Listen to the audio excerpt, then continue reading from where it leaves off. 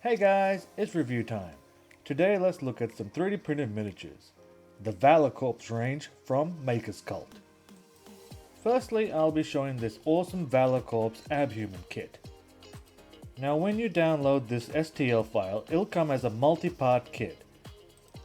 The kit comes with heads, legs and torsos as one piece, and you'll get 3 different body poses. You'll get several arm options, so if you want a big Abhuman force, you'll have quite a few options like grenade gauntlets, heavy and light shields, mauls, panzer hammers and ripper guns. I like how all the connection points are flat. There are no slots, pegs or specific positions for each component to go, which will allow you to easily customize this unit using parts from other kits, or you can just mirror the components if you want some variety. My personal favorite is the heavy shield because they suit the chunky aesthetics of the Abhumans. I imagine them as impenetrable walls lumbering towards the enemy, which is why I gave them close combat mauls, and as you can see, they look awesome. Next we'll look at the Valourwalkers. These come in multi-parts kits with lots of posability and weapon options. The torsos come in 2 variants, a closed armored type, which is what you can see here, or an open top version, where you can see the rider.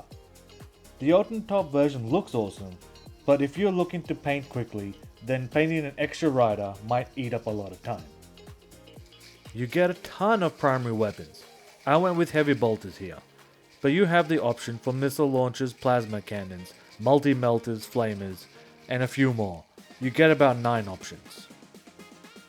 Your secondary weapons, on the other hand, you only get 2 options, the hunter-killer missile or a missile pod.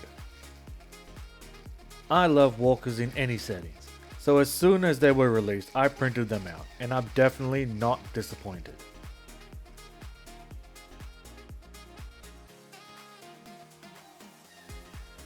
And lastly, for this video I printed out one infantry test model. It looks amazing and I definitely can't wait to print more.